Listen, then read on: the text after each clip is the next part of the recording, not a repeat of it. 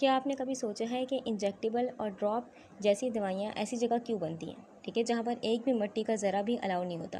Clean room का मतलब सिर्फ ये नहीं होता सफाई वगैरह, बल्कि पार्टिकल्स का कंट्रोल भी होता है। चलिए क्लीन रूम क्लासेस और HEPA फ़िल्टर्स का राज समझते हैं। स्टेराइल रूम्स में हवा जो होती है वो आम खिड़कियों से नहीं बल्कि HEPA फ़िल्टर से गुजरती है।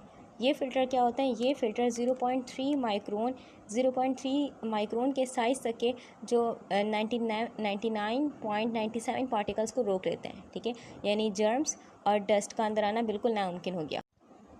देखें, असल में HEPA फ़िल्टर्स जो होते हैं इनकी फुल फॉर्म क्या है? हाई एफिशिएंसी पार्टिकुलेट एयर, ठीक है। यानी कि सिंपल ज़बान में बात करें तो बेसिकली हम ये कह सकते हैं कि ये कोई आम फ़िल्टर नहीं है, बल्कि एक सुपर बारीक बिल्कुल पतली सी जाली है जो एयर में मौजूद 99.97 माइक्रोस्कोपिक पार्टिकल्स को पकड़ लेती है, ठीक है।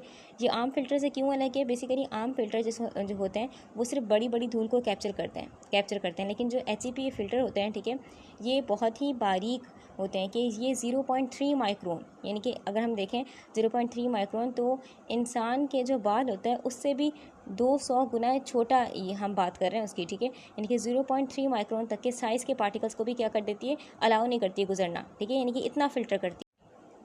फार्मास्यूटिकल इंडस्ट्रीज़ में इसका होना बहुत लाजमी है। क्यों? क्योंकि जो बैक्टीरिया और वायरस वगैरह होते हैं उनका साइज़ क्या होता है? माइक्रोन्स में होता है, ठीक है। तो HEPA फ़िल्टर क्या करेगी? इन्हें रोक कर हवा को क्या करेगी? स्टेराइल करेगी। स्टेराइल मतलब जर्म फ्री करेगी, ठीक है।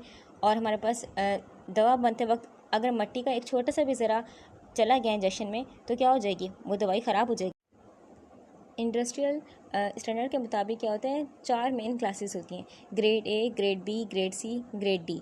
ग्रेड A जो होता है सबसे क्रिटिकल होता है, ठीक है। यहाँ पर क्या हो रही थी? फिलिंग हो रही होती है, ठीक है। यहाँ पर हमारे पास जो बेसिकली होता है वो क्यूबिक मीटर सिर्फ, यानी कि 3520 पार्टिकल्स अलाउ होते हैं। मैंने कहा क्यूबिक मीटर इतने पार्टिकल्स अलाउ है ना, 3520। तो क्यूबिक मीटर का मतलब क्या है? क्यूबिक मीटर का मतलब होता है, फ़र्ज़ करें कि फॉर एग्जांपल आपके पास क्या है? एक बहुत बड़ा सा बॉक्स है, ठीक है। बॉक्स है जो हर तरफ से क्या है? बेसिकली 1 मीटर लंबा है, ठीक है। और 1 ही मीटर क्या है हमारे पास? चौड़ा है, ठीक है। यानी कि इसकी हर साइड क्या है? 1 मीटर है। तो इस बॉक्स के अंदर जितनी भी हवा आएगी इसे हम क्या कहेंगे? 1 क्यूबिक मीटर कहेंगे, 1 क्यूबिक मीटर, ठीक है।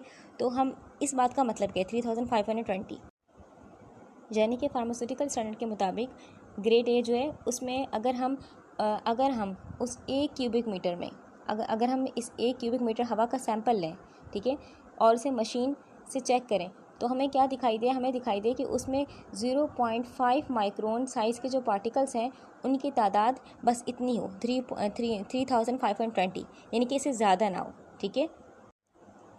अब ज़रा इमेजिन करें एक आम घर या ऑफिस की हवा में क्या होता है? इसी बॉक्स में, यानी कि 1 क्यूबिक मीटर के बॉक्स में अगर हम उस हवा का सैंपल लें तो उसमें तकरीबन कितने हमारे पास 3.5 करोड़ पार्टिकल्स हो सकते हैं इस साइज़ के। लेकिन हमने क्या किया? इस मशीन के ज़रिए, इस बेसिकली HEPA फ़िल्टर के ज़रिए कितने हद तक पार्टिकल साइज़ को कम कर दिया हमने।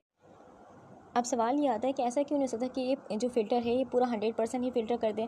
तो इसका जवाब ये है कि बेसिकली हमारे पास ये एब्सोल्यूट ज़ीरो करना बहुत ही नामुमकिन बात है, क्योंकि दुनिया में कोई भी फ़िल्टर ऐसा नहीं है कि जो 100% पार्टिकल को रोक सके, ठीक है।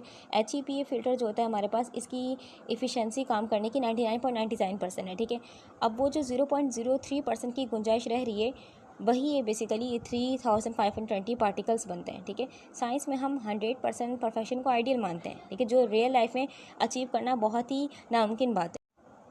अब यहाँ पर सबसे बड़ा फैक्टर जो है इंसान है, फार्मासिस्ट और वर्कर्स हैं जो कि यहाँ पर काम कर रहे हैं, ठीक है। हम जितना भी स्टेराइल सूट्स पहन रहे हैं, ठीक है, हमारी स्किन से हर मिनट में क्या होते हैं? हज़ारों डेड सेल झड़ रहे होते हैं, ठीक है। हमारी सांस लेने से भी क्या होता है? माइक्रोस्कोपिक पार्टिकल्स निकलते हैं, ठीक है। ये 3520 की लिमिट दरअसल क्या है? इंसान के वहाँ मौजूद होने की कॉस्ट है, हम ये बोल सकते हैं, ठीक है। अगर वहाँ कोई इंसान ना भी हो तो मशीन शायद इसे और पार्टिकल साइज़ को और भी कम कर दे, लेकिन मशीन को ऑपरेट करने के लिए इंसान की ज़रूरत बहरहाल है। जबकि जो बाकी ग्रेड हैं, ग्रेड B हो गया, ग्रेड C हो गया, ग्रेड D हो गया, तो इनमें क्या होगा? पार्टिकल साइज़, यानी कि इनमें जो पार्टिकल्स की लिमिट होगी बढ़ जाएगी, क्योंकि वहाँ पर क्या होता है? ज़्यादा इंसानों का आना जाना होता है, ठीक है। तो बेसिकली यहाँ पर क्या हो जाएगा? पार्टिकल का बेसिकली लिमिट बढ़ जाएगी, ठीक है। अब ग्रेड B जो होता है वो ग्रेड A के आस पास का एरिया होता है, ठीक है। जबकि ग्रेड C और D जो होते हैं ये क्लीन एरियाज़ हैं जहाँ पैकेजिंग या लेस क्रिटिकल काम होता है। जैसे जैसे ग्रेड नीचे जाएगा वैसे वैसे क्या हो जाएगा? पार्टिकल लिमिट बढ़ जाएगी। लेकिन बहरहाल ग्रेड ए जो है बहुत ही क्रिटिकल है, क्योंकि यहाँ पर अगर एक भी पार्टिकल या बैक्टीरिया चला गया इंजेक्शन में, ठीक है, तो मरीज़ के खून में चला जाएगा, और जब वो मरीज़ के खून में चला गया तो क्या हो जाएगा, सेप्सिस हो जाएगा, ठीक है।